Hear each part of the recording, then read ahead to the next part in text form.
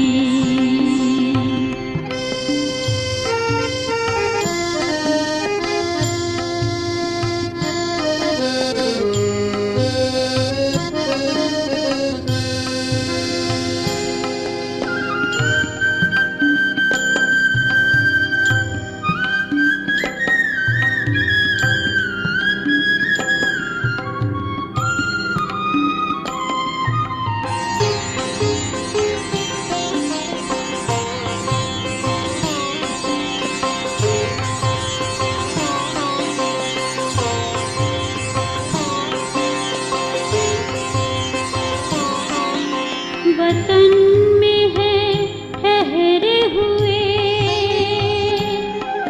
बाबा हमारे लिए हो, वतन में है ठहरे हुए बाबा हमारे लिए कर रहे हैं इंतजार घर ले जाने के लिए आकारी बन करके हम वतन में जाएंगे हम उड़ के चले जाएं ओ हम उड़ के चले जाएं उस प्यारे से वतन में उस प्यारे से वतन में उस मीठे से वतन में हो अव्यक्त वतन में हो हम उड़ के चले जाएं उस प्यारे से वतन में हो उस मीठे से वतन में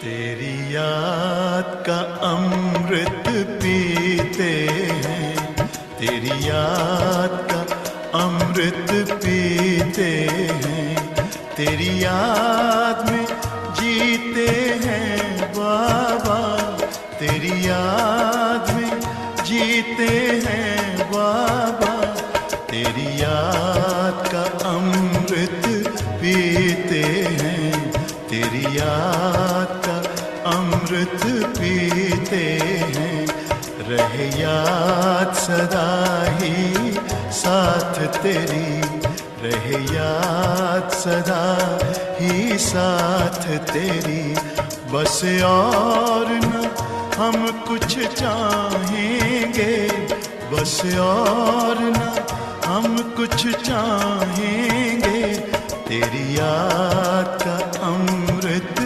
पीते हैं, तेरी याद का अमृत पीते हैं।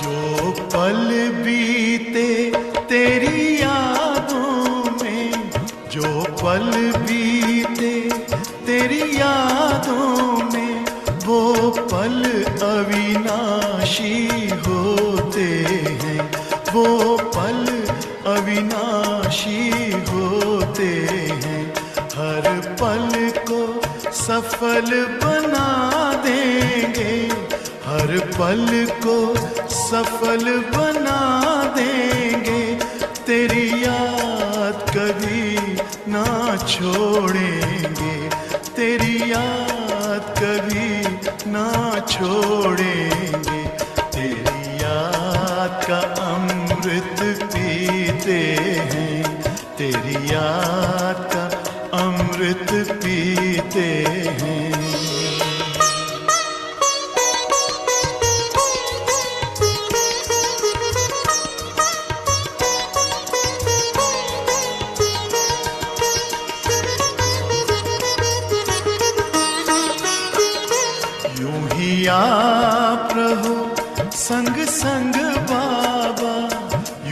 आप रहो संग संग बाबा, इस दुनिया के सुख पाने क्या, इस दुनिया के सुख पाने क्या, लहराते रहे तेरी यादों में, लहराते रहे तेरी यादों में, उन यादों में खो जाएंगे, उन यादों में खो जाएंगे। तेरी याद का अमृत पीते हैं, तेरी याद का अमृत पीते हैं, तेरी याद में जीते हैं बाबा, तेरी याद में जीते हैं बाबा, तेरी याद का अमृत पीते हैं, तेरी याद का अमृत पीते हैं।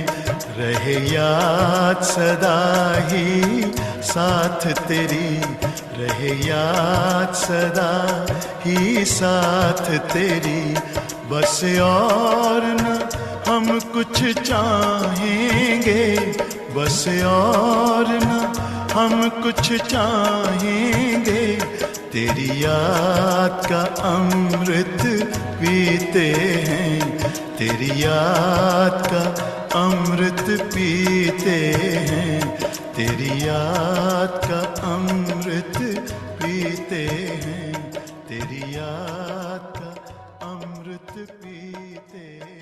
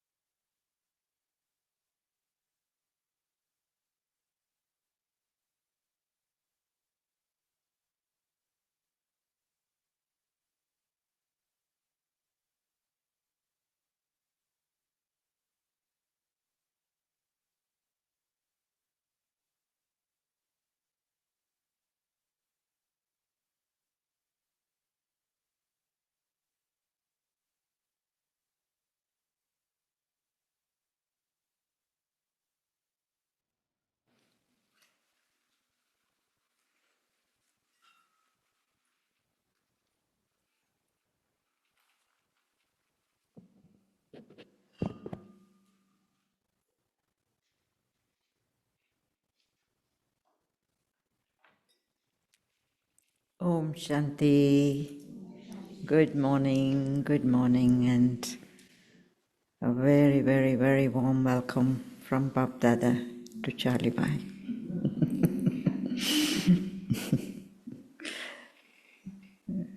Such a auspicious morning. In fact, an auspicious week coming up, few days coming up, that we are going to immerse ourselves in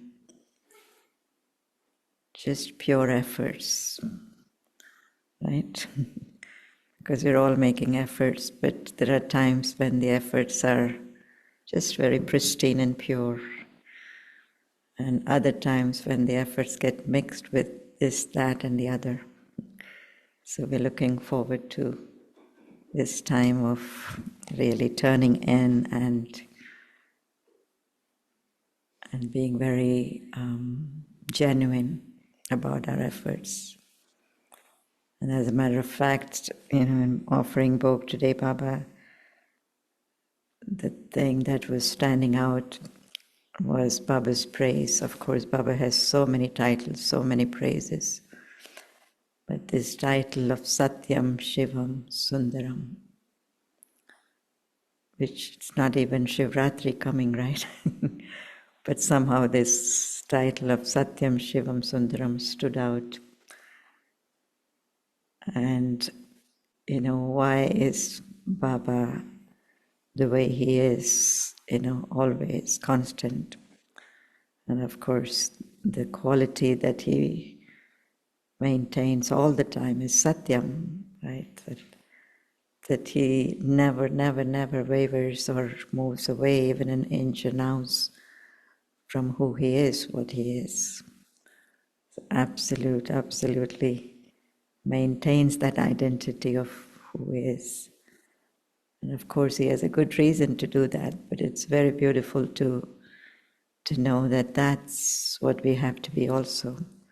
Whatever we are, whoever we are, or what Baba has introduced us to be to ourselves, we just have to maintain that, be true to that. Everything else will just follow them. Shivam, of course, he's the benefactor, he's the beautiful one, but all of that is because he is the truth. Always the truth. So today we're reading Baba's Murli of the 30th of July, Hindi and English separately, and then coming back to listen to our dear brother. Okay? We'll be back by 7:50 latest.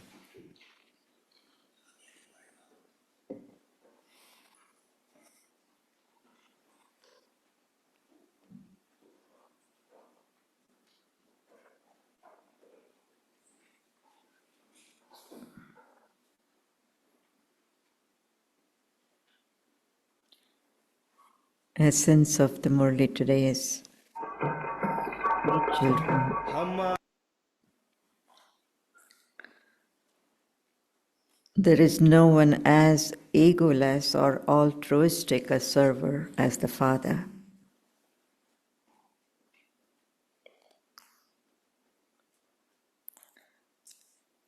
There is no one as egoless or altruistic a server as the Father. He gives you children the sovereignty of the whole world, and he then goes into retirement. Disappears into thin air, they say, right? So he gives you such a huge, beautiful sovereignty of the whole world, and he then goes into retirement.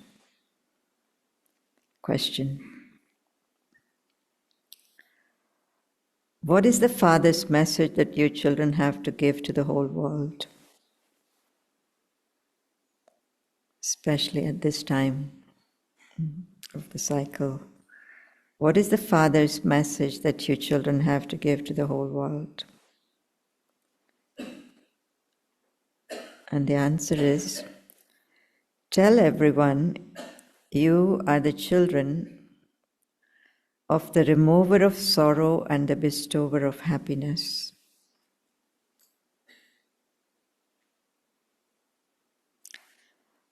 And therefore, never cause anyone sorrow. Remember the Father, the bestower of happiness, and follow him, and you will go to the land of happiness for half a cycle.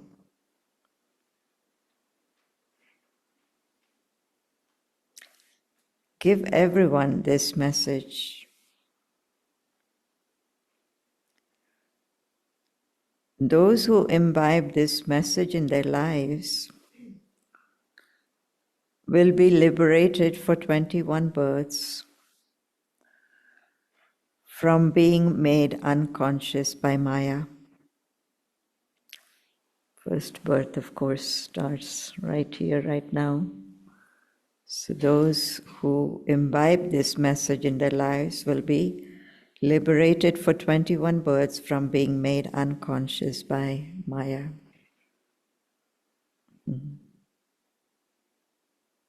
So, our pilgrimages.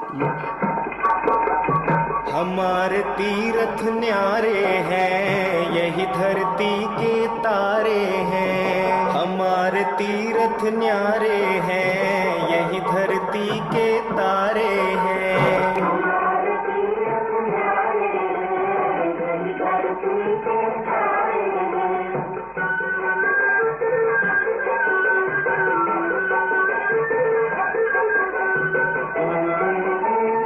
Shanti. यहाँ पाप Sweetest मिट spiritual जाया children, you करते, understand the meaning of this. यहाँ पाप cut जाया करते, He is the father of us यहाँ souls. The main thing is the soul. Why is our pilgrimage unique? Because the soul is now making that pilgrimage. You children now know that you are souls and are sitting personally in front of the Supreme Father, the Supreme Soul. You souls are sitting in front of the Supreme Soul. You have your own bodies. That one has a body which he has taken on loan. The gurus take human beings on pilgrimages. There are many gurus on the path of devotion. In Bharat, a woman even considers her husband to be her God and her guru. The Father speaks to you, children.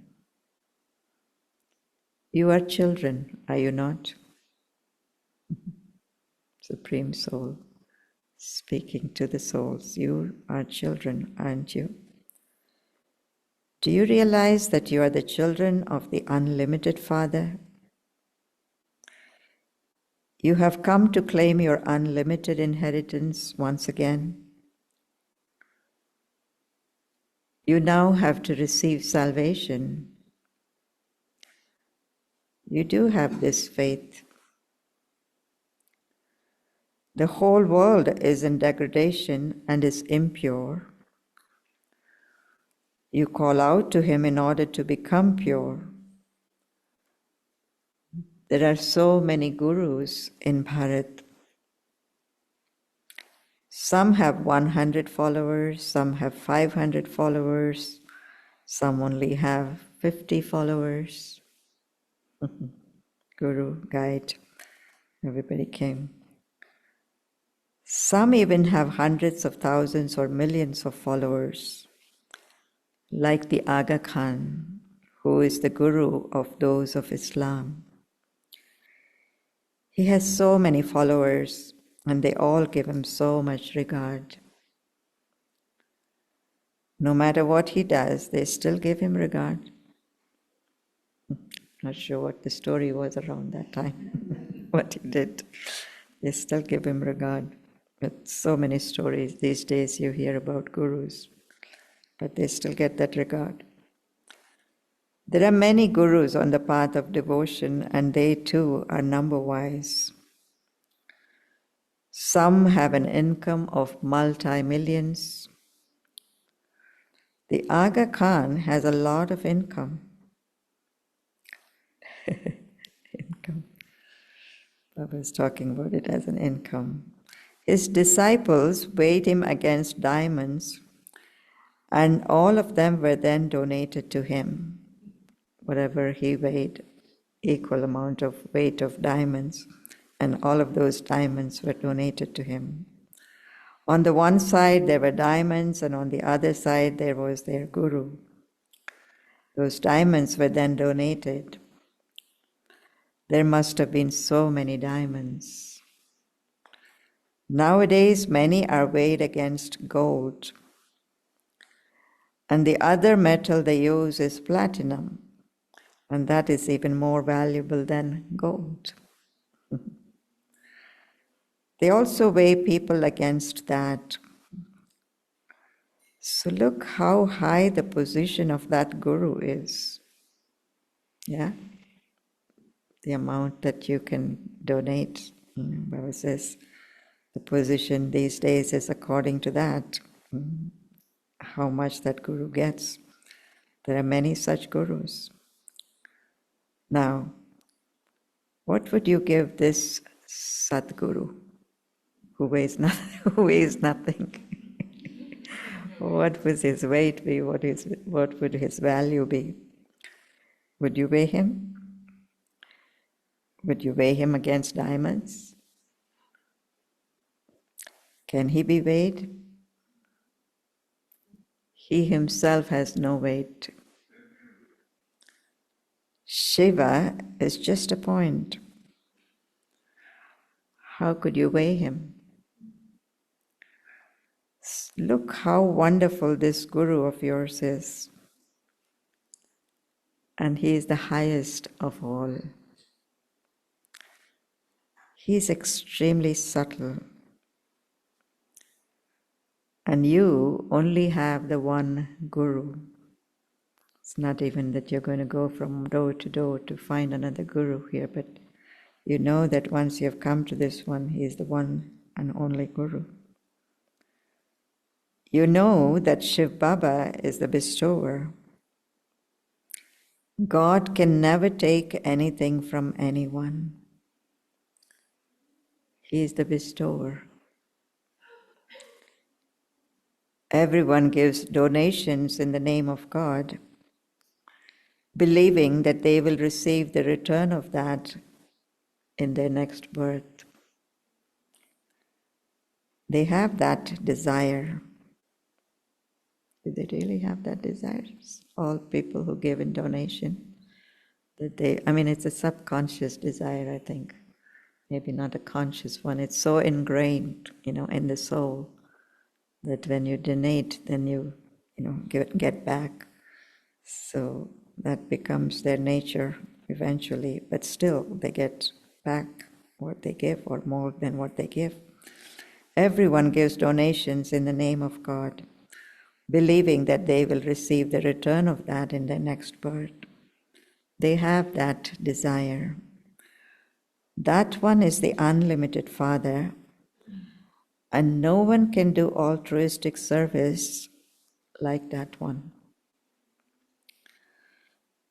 Look at the altruistic service that he does. He makes you children into the masters of the world, the land of happiness. Baba himself doesn't become the master of the world. That one is called the ocean of happiness, the ocean of peace, and the ocean of purity. Everything is explained to you children very clearly. Right? He could have done otherwise, you think? He makes us all into the masters of the world and he says, I'm coming with you. I'll be the highest there too. But there is literally, there's no, of course, presence is not there, but even the remembrance is not there. It totally disappears. You don't even remember him. So Baba is saying, he is the ocean of happiness, the ocean of peace, the ocean of purity. Everything is explained to you children very clearly. You receive liberation in life from the one Father. You receive your inheritance of heaven from the Father. You have faith, and that's all. Remember Baba and your inheritance. So simple for you, who he is, what he gives. And that's all the faith that you need. Baba says, remember Baba and your inheritance. That one is called the ocean of knowledge. Even if you were to make the whole ocean into ink and the whole jungle into pens, there would be no end to this knowledge. If you had been writing this down from the beginning, you would have many books by now. Who has the maximum books? You should do a little exhibition at this. You throw them away. When I moved here, I threw them all. You throw them away. Who has saved their notebooks since the beginning when they came to Gyan? You did. And how much are they? A box full? A box full? The most. Yeah. Suppose this. And that's if you write everything, right?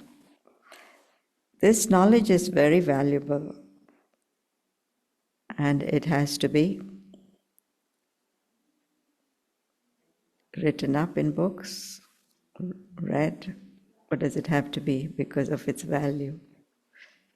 Why is it so valuable? Baba says this knowledge is very valuable and it has to be imbibed.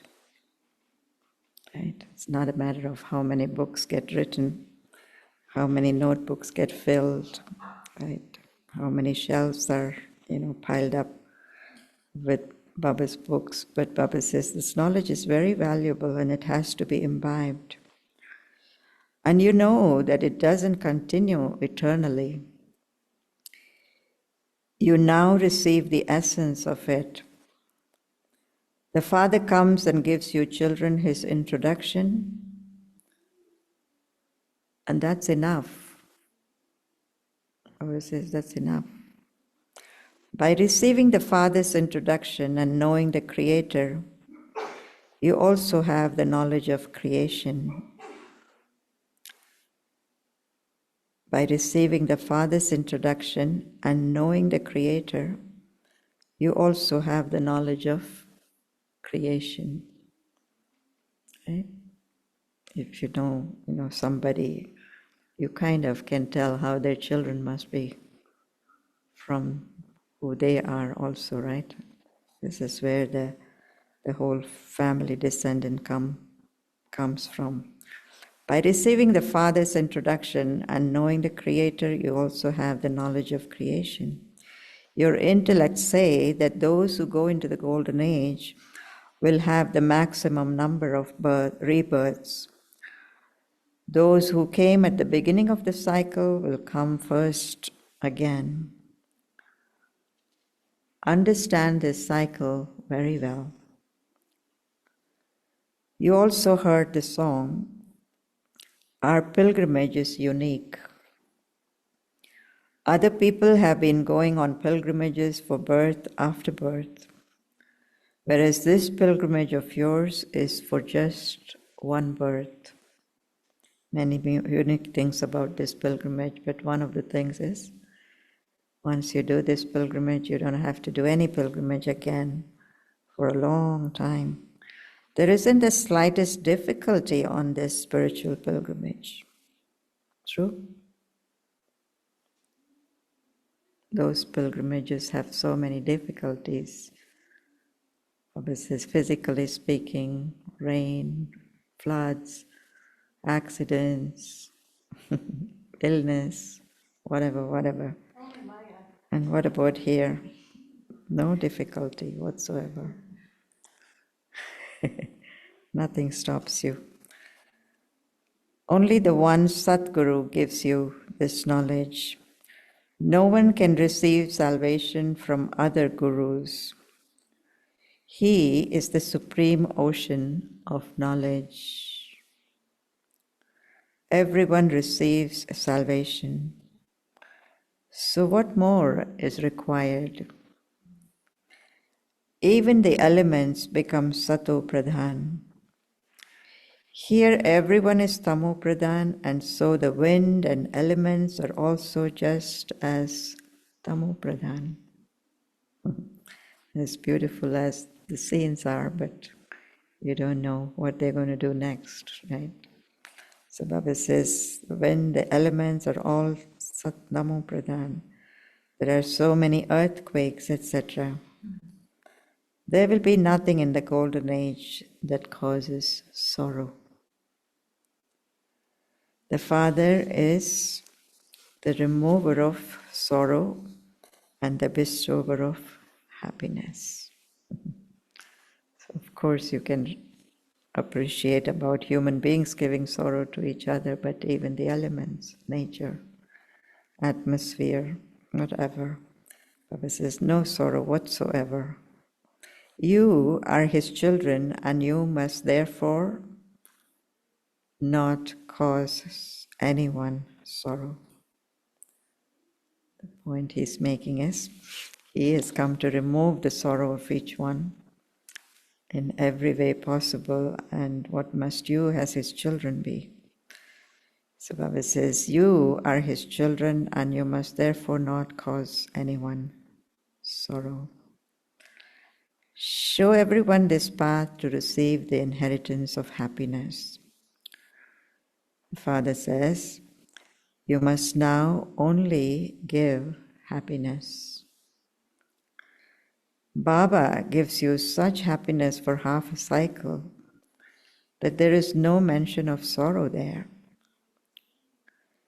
You know you have come to claim your inheritance of 21 births from the Father. Your students, learning from him little by little, right? You haven't gotten there yet, but you are students, learning all the tricks of the trade of removing sorrow and giving happiness. It is in your hearts that you are claiming the happiness of heaven from Shiv Baba. Therefore, all your sorrow will be removed. So what do we have to make effort for? Removing sorrow or receiving happiness?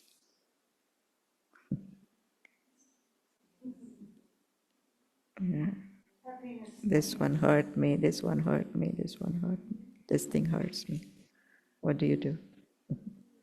Establish our So Baba is saying it is in your heart that you're claiming the happiness of heaven from Shiv Baba, because it is the happiness that will eventually also remove sorrow, little by little by little. That level of, that energy of happiness is what will make you forget all the things that we got sorrow from. Baba is giving us the life-giving herb in order to revive us and not become unconscious for 21 births. So what is he doing at this time? He is giving us the life-giving herb in order to revive us and not become unconscious for 21 births. And this life-giving herb is Man, Mana, Bhav. The bestower of salvation for all is the Father alone.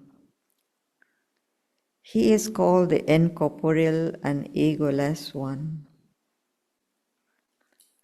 The body he enters is ordinary. The Father says, what does he say when he enters the body of Brahma? Dear children, I am your obedient Father. Right? I am your obedient Father, and this is Baba's English sentence. Dear children, I am your obedient Father. He's saying it in English. So beautiful. Important people also always write, I am your obedient servant. Do they do that anymore? I don't think they do that anymore. Obedience. So those in public service and offices, they used to sign as obedient servant. Baba says they would never write the title Shri for themselves. Nowadays, pupils write Shri Shri so and so. They write Shri Shri for themselves. It's supposed to be a very, elevated praise, right? And you put that on yourself. And in fact, this word Shri used to be used as if it's like Mr. So-and-so. So everyone used to have Shri so-and-so, Shri so-and-so, up until Mr. and Mrs. became the vogue. And when the English came, then it got transferred to Mr. and Mrs. But before that, it was Shri, Srimati. Shri, Shri so-and-so. They write Shri, Shri for themselves. That Father is incorporeal and egoless. And you are now sitting personally in front of him. You know that he is your Father, teacher, and Sadguru, obedient servant, serving in all the ways possible. He is your Father, teacher, and Sadguru. All the rest are the innumerable gurus of the path of devotion. But there is still the Guru of all gurus. That one doesn't have a guru. That one is the true Baba, the true teacher, and the Sat Guru, true guide. True Baba, true teacher, and true Satguru. You know that it is souls who imbibe sanskars. Baba is also a soul, and he too has virtues. His sanskars totally of virtues. He too has virtues. Your virtues are separate from his. The virtues you have at this time are the Father's virtues. And then in the golden age, you will have divine virtues. Father doesn't, we don't describe the Father's virtues as divine virtues, but he is the ocean of virtues, right? Then in the golden age, you will have divine virtues. How those virtues are actually, used in action, that divinity. The Father is the ocean of knowledge and the ocean of love. The praise of Sri Krishna is different. Shiv Baba cannot be said to be, in comparison with Sri Krishna, he cannot be said to be 16 celestial degrees full. He's not full.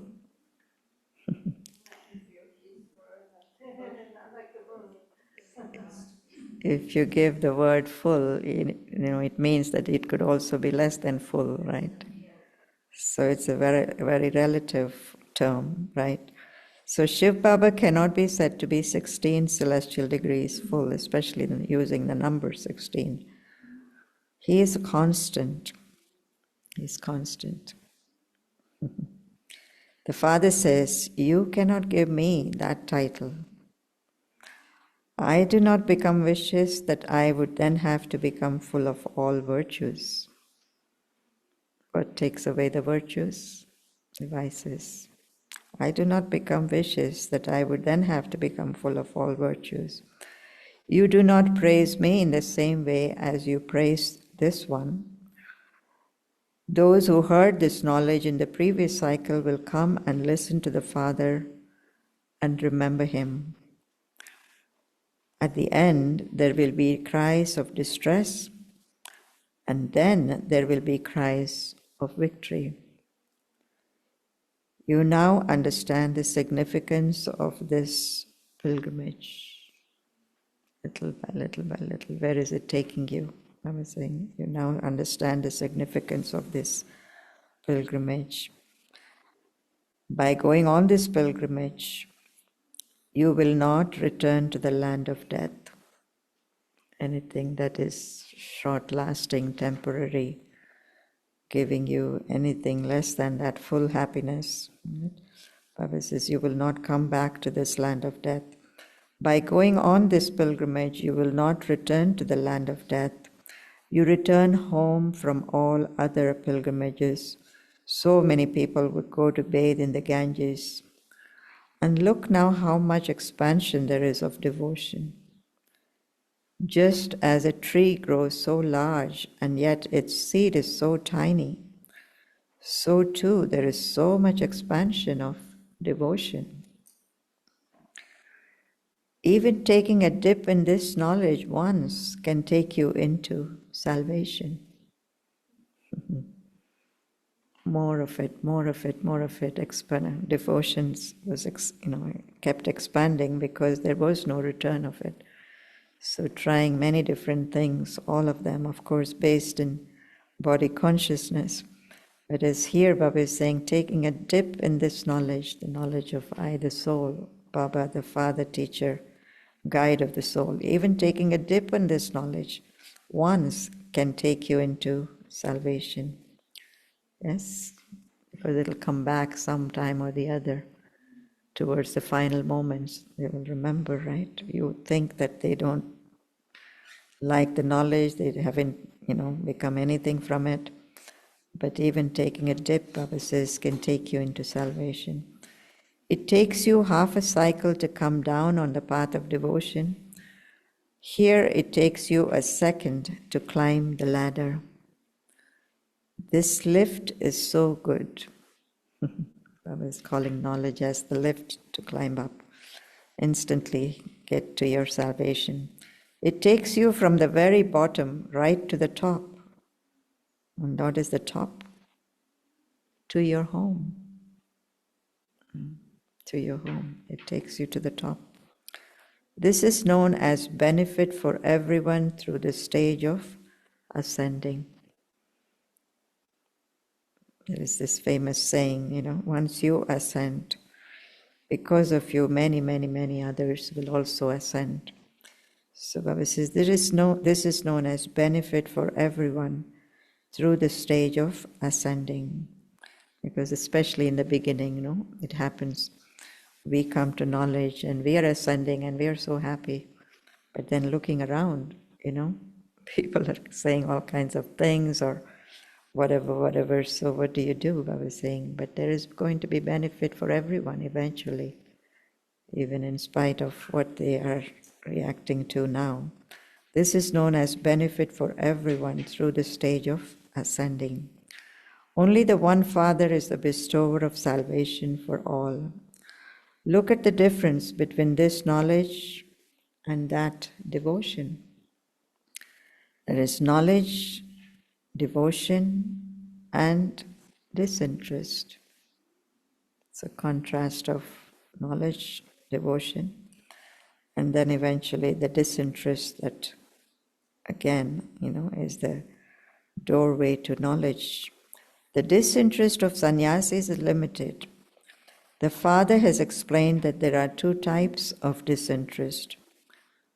One is the limited disinterest, through which no one receives salvation, and the other is unlimited disinterest, through which you receive salvation. That happens now, at the end of the cycle, when Baba comes, and when he tells us the significance of the time, especially. Baba says, whereas sannyas religion started back as a separate religion of, the mainstay of that religion is disinterest from just whatever is, happening in the world. So Baba is saying, just moving away from it. One is limited disinterest through which no one receives salvation, and the other is unlimited disinterest through which you receive salvation. You are getting to go higher and higher through that. You children are now given Srimad in order to receive salvation and become the most elevated of all. An elevated world is now being established according to Srimad. It's very interesting, Baba says. So what's the uniqueness of this knowledge causing you or giving you disinterest? You are now given Srimad in order to receive salvation and become the most elevated of all here, as human beings. An elevated world is now being established according to Srimad. This world has become corrupt because the dictates of Ravan were followed. Only you know that you are becoming elevated. Yes? No one will appreciate the extent to which you can appreciate yourself, how elevated Baba is making you. So Baba says, only you know that you are becoming elevated. The world doesn't know this at all. It is said of you, Brahma Kumaris, that you are going to bring about destruction. That's all they can tell, because that's all we tell them, right? That's what they hear, in other words. And they say that you are the ones who will bring about destruction. Baba says, what's Baba's answer to that? Baba says, destruction truly has to take place. Whether we bring it about or whatever the truth is, but it has to take place. And it is through this that there will be benefit. This has gotten to such a stage that you cannot just revive it. It's beyond repair, beyond revival, when you say, So there has to be this change drastically. It is through this, that is destruction, that there will be benefit. When the benevolent Father comes, the great war takes place. People will then say, did we not say that the Brahma Kumaris would bring about destruction? And again, Baba says, truly, destruction has to take place. Do we really bring about destruction? Do we really bring about destruction? Because Baba says it all depends on you.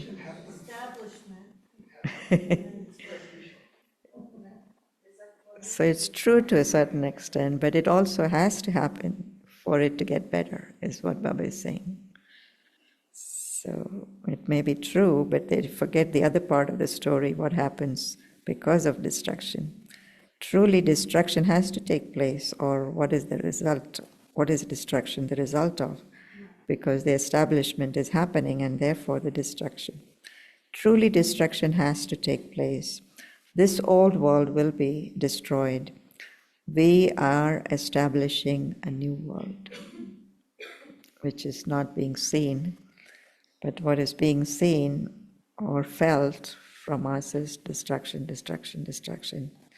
We are establishing a new world. After this old world, there will definitely be the new world. Destruction takes place every cycle, for it is only then that the gates of heaven will open in Bharat. However, how can those people understand this? Baba says, as you progress further, many people will understand. When the Father comes, the whole of the old world is sacrificed. This sacrificial fire of yours, into which everything is to be sacrificed, is wonderful. So, the sacrificial fire of yours, into which everything is to be sacrificed, is wonderful. Only you know this. No one else knows this. Right? This is what Baba says, make everything of yours worthwhile while you can, because later on it will have no value whatsoever. So whereas now it's going towards establishment, towards your own future. Baba says, when the Father comes, the whole world, all of the old world is sacrificed. This sacrificial fire of yours, into which everything is sacrificed, is wonderful. Only you know this, and no one else knows this. The Pandavas are to be victorious. Everyone else will be destroyed, and only you, Pandavas, will remain, and you will then rule in the new world. Such accurate memorials have been created of this time, what happens, Baba says. So Pandavas, just a few of us remaining and ruling the new world. This knowledge is very wonderful. Only the one Father is the remover of sorrow, the bestower of happiness, and the bestower of salvation for all. He is such a sweet and lovely Father. Sweet and lovely Father, another thing to follow Baba. He is such a sweet and lovely Father. You've been saying, sweet Baba, when you come, I will surrender myself to you. You alone and none other are mine. Now, this doesn't mean that you can leave your household and come and stay here. No.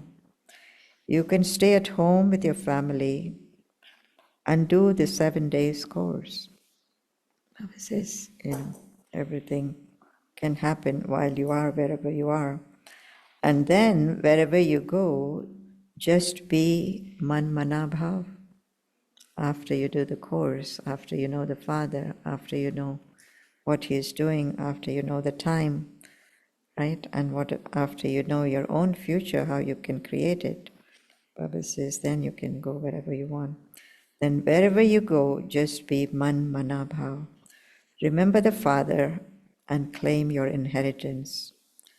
Simply stay on the pilgrimage of remembrance. It is by doing this that your boat will go across. You also know that you have to remain pure and not eat impure food.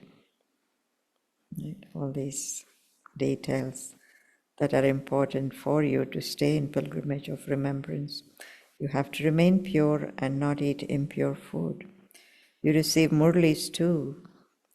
At some point, you won't even receive murlis. Are we prepared for that? We have them, yes. Prepared. You're prepared because you have the murlis in storage? That's what you're saying? Yeah, 5 years at least. Okay, what if that's destroyed? Pardon me? What if that's destroyed somehow? Flood or something. Flood, bomb, whatever. Hmm? Exactly. Where you store them, you may not be, in a place where you have stored them. Right? You may be somewhere far away. So Baba says, you receive murlis too. At some point, you won't even receive murlis. Baba made an earlier point of imbibing the murlis, which is why the value of these knowledge. At some point, you won't even receive murlis. There will be difficulties and upheaval, and you won't be able to receive murlis. Whatever you see with these eyes will not remain. Everything will be burnt away. Total annihilation never takes place. There is just the one world, and it changes from new to old. It is said a new world and an old world. It's the same place that will go through that transformation, this planet, this world. It would now be said that this is an old world, and only a short time now remains. People say that the duration of each cycle is hundreds of thousands of years. They say that the Iron Age is still to continue for 40,000 years. In fact, the cycle is only 5,000 years. Your intellects have all of this knowledge. People have totally stone intellects. Whatever they have heard, hearsay, read, whatever, that's what they hold as the truth in their intellect. Doesn't change. No matter what happens, what they see around. Obviously, they have stone intellects. They don't know the creator and director of the drama, even though they are its actors. Therefore, what would you call them?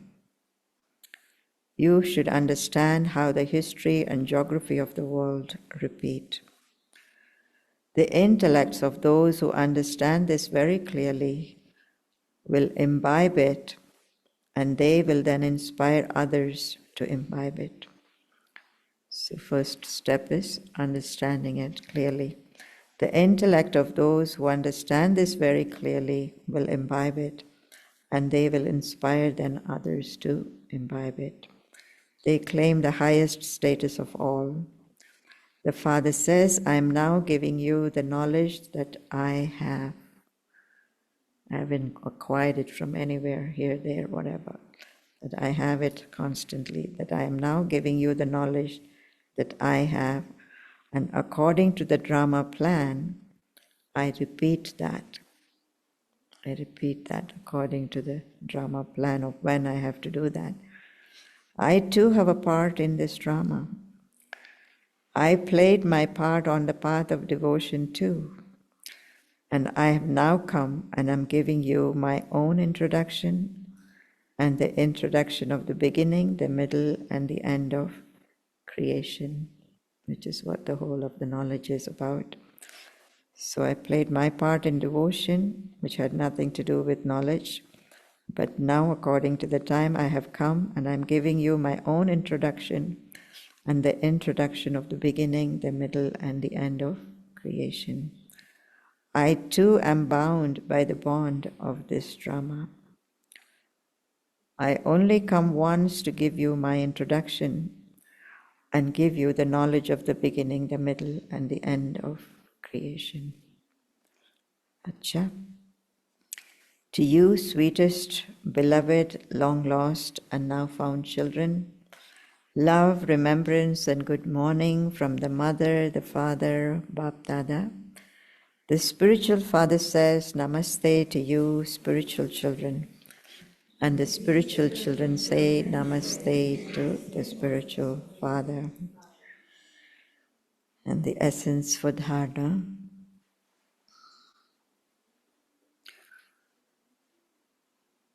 Become as obedient as the Father. Obedient. He was obedient to us, and now we have to be obedient to him, right? Become as obedient as the Father. Don't show any arrogance in any situation. Remain incorporeal and egoless.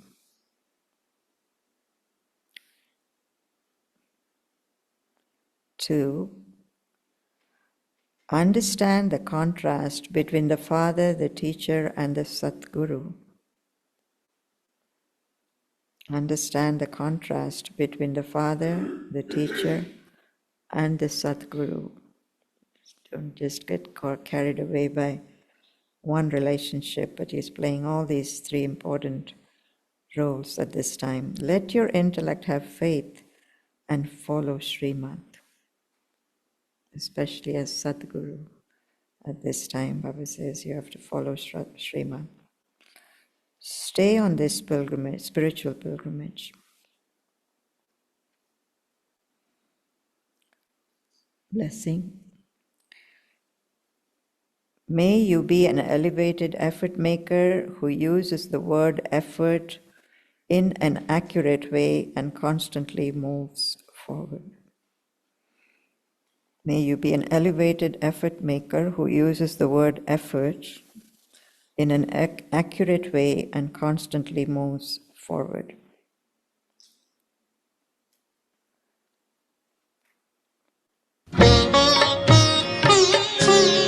Sometimes the word effort becomes a very good justification for when you're defeated or fail. Like when some mistake is made, you then say, I'm still an effort maker. However, an accurate effort maker can never be defeated because the true meaning of the word effort, purusharat, right, in the word, is to move along while considering yourself to be a soul, purush, soul. So the accurate meaning of the word effort is to move along while considering yourself to be a soul. Effort makers who stay in the soul conscious stage continue to move along while keeping the aim and destination constantly in front of them.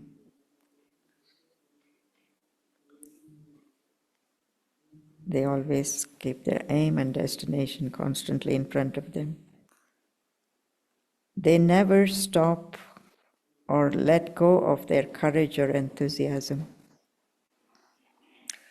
And the slogan, remain aware of being a Master Almighty Authority. This keeps you aware of being a master. Not just a master, but Master Almighty Authority.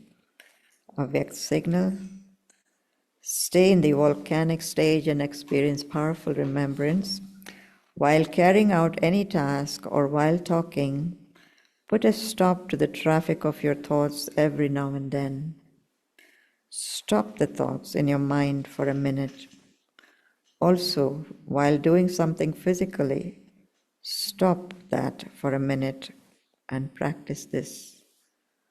Only then will you be able to stabilize yourself in a point form of powerful stage of remembrance. Just as it is becoming easier to carry out a task while being in an avyakt stage, so the stage of point form of powerful remembrance should be just as easy. This is the stage of volcanic yoga. Om Shanti, Om Shanti, Om Shanti. So I am going to invite Brother Charlie up here so everyone can have a little bit of him at least today. I know more is coming soon.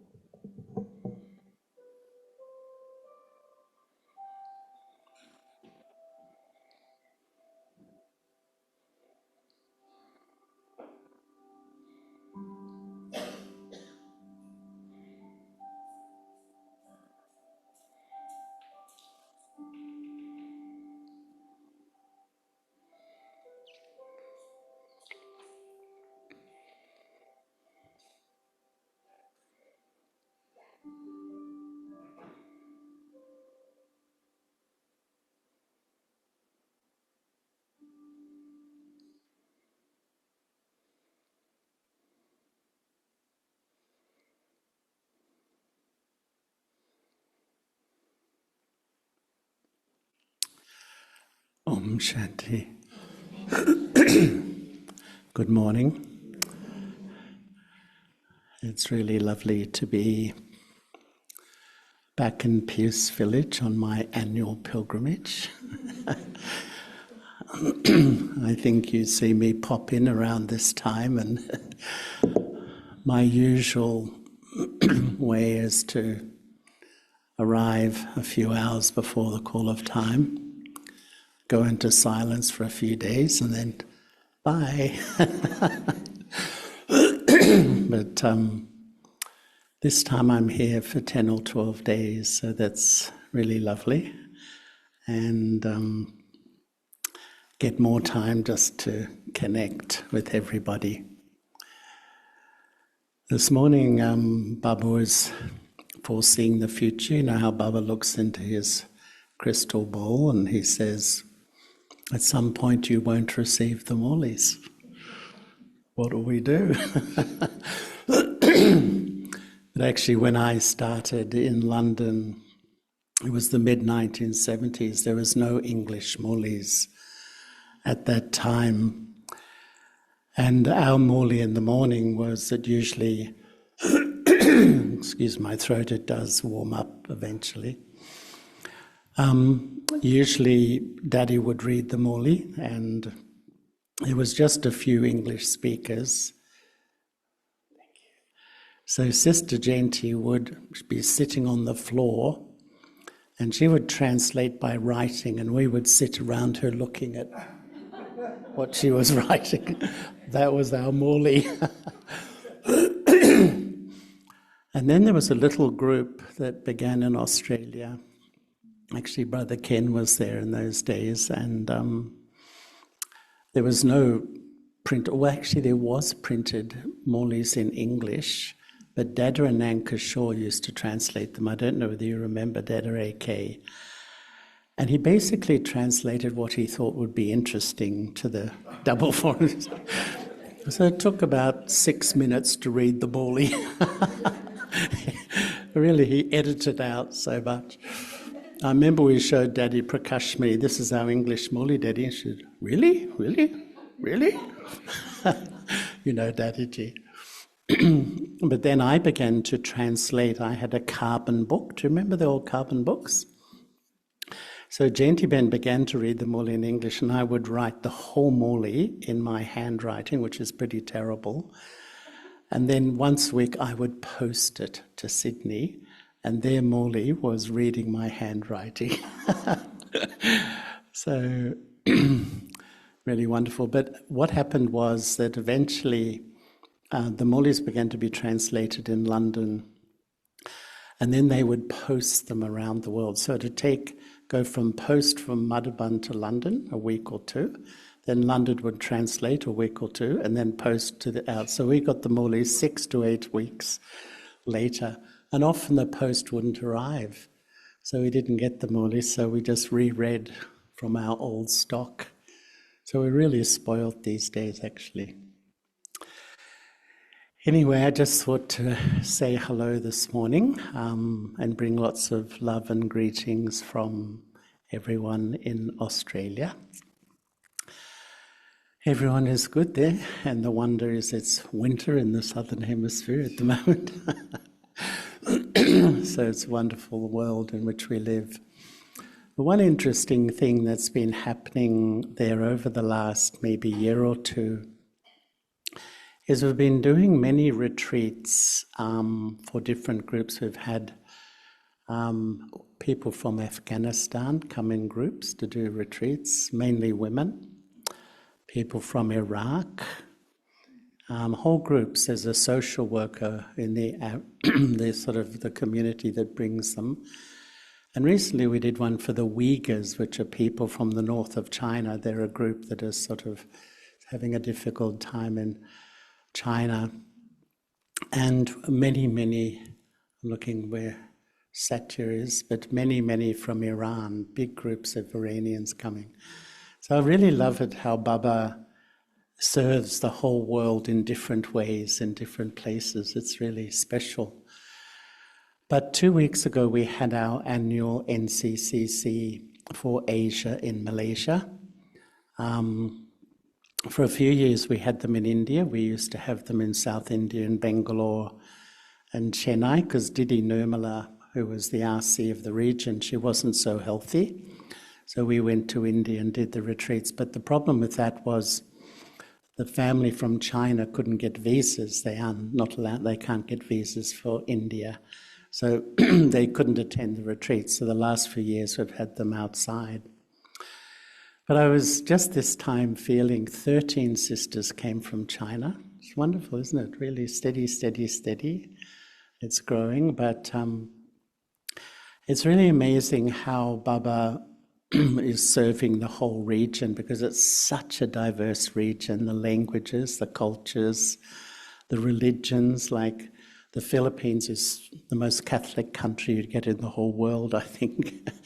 And then you get Indonesia, a very strong Muslim country, and then you get all the Buddhist countries like Thailand, and it's an amazing and diversity. But what I was really feeling this year, how, really at the end of the Copper Age, Hinduism sort of flows right down through that region, right into Indonesia. I was in Vietnam once, in Hanoi. There's a Hindu temple in Hanoi. It's still there in Vietnam. You wouldn't imagine. The biggest Hindu temples in the world are in Cambodia, in Siem Reap. They're bigger than any temple in India. It's amazing to see. Because it was a Hindu kingdom, and then after that, the Buddhist wave came through. But this year in Indonesia, because Hinduism was right through, Indonesia is such a fascinating country, because originally Hindu, then Buddhist, and now Muslim, and it's all a bit like a mixed sabji.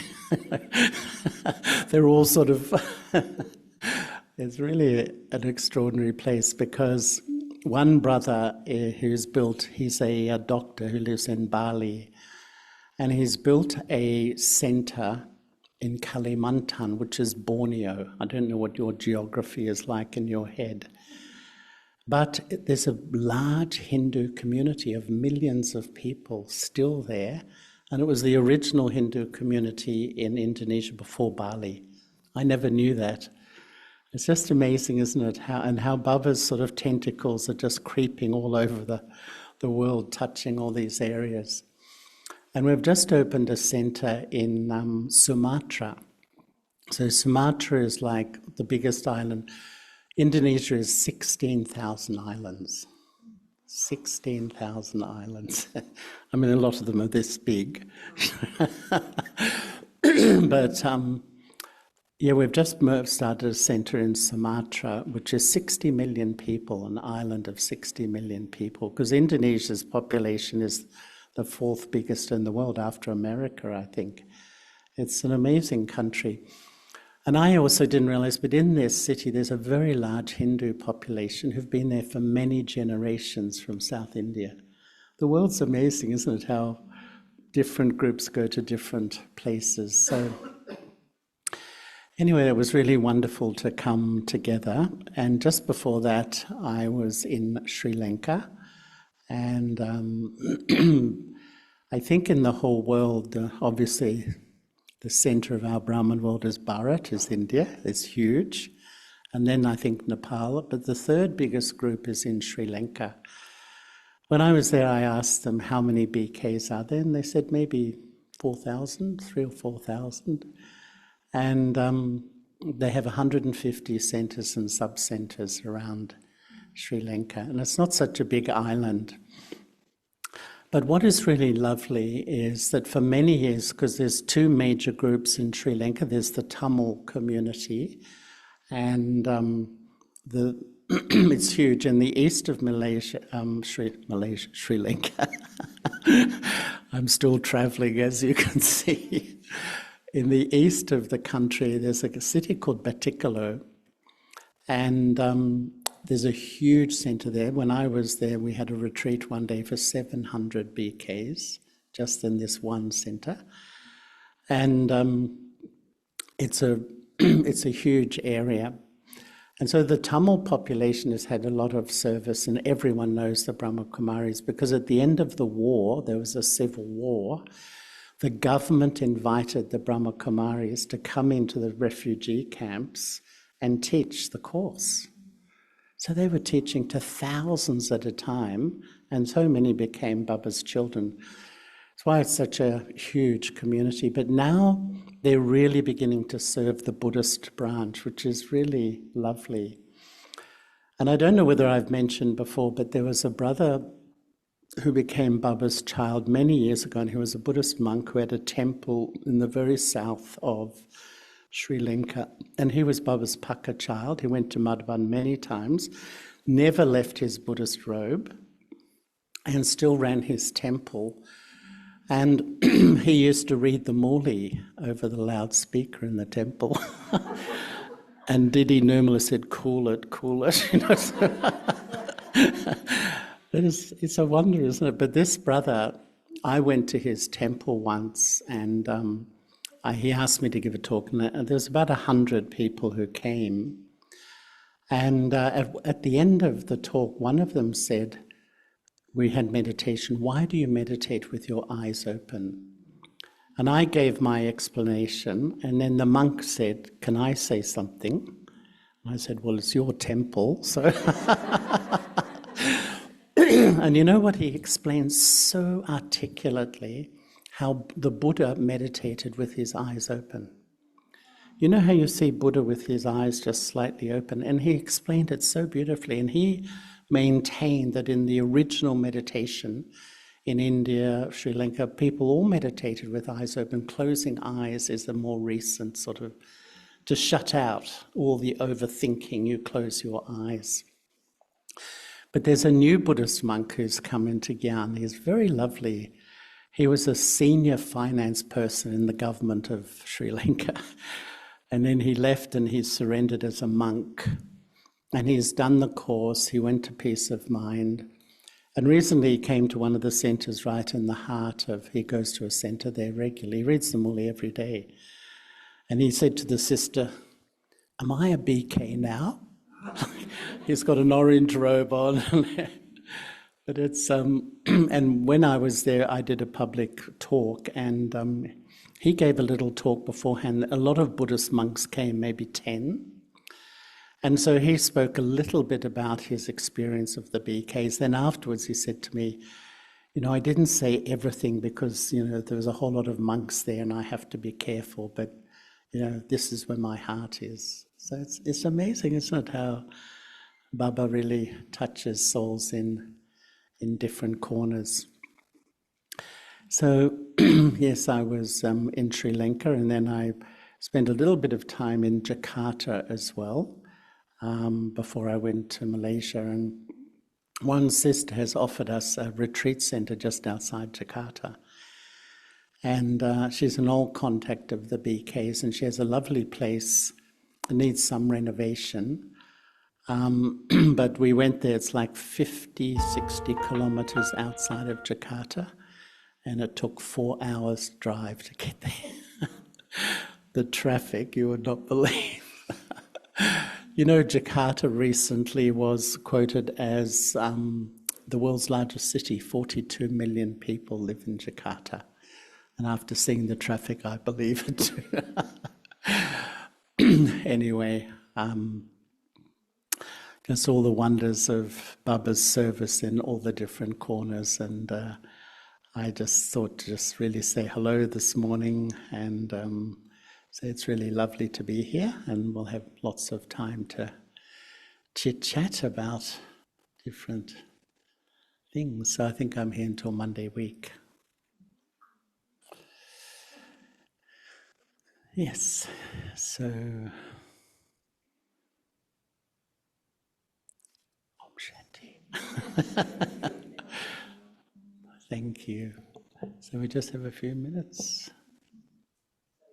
Have a few minutes meditation. Yeah.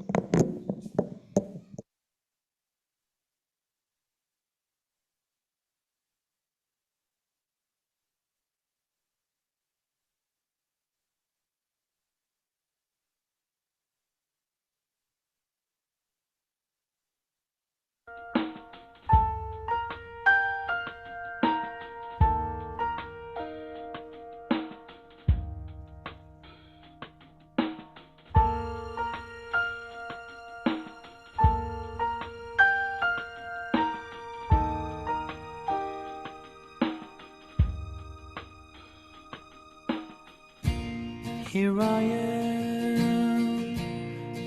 am, my child.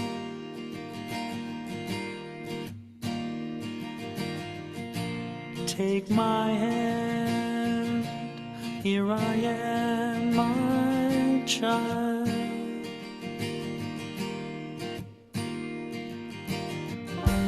There's no worry anymore, you've made it home. Only peace is left in store, you've made it home. Made it home. Made it home.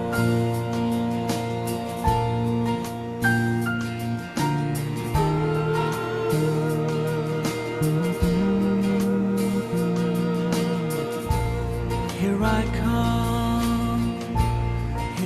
come, my child.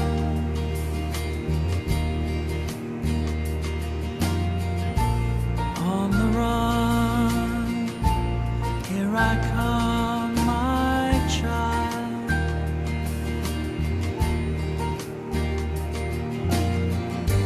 There's no pain in all the world, you've made it home. Brilliant gold and priceless pearls, you've made it home. Made it home. Made it home. Won't you stay forever?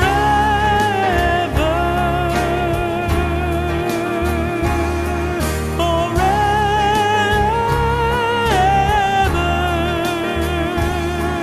Together, there's nothing that we won't do.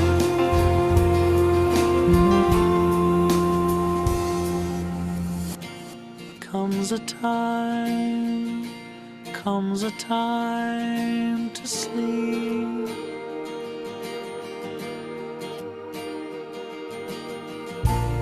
Comes the time to sleep. To sleep.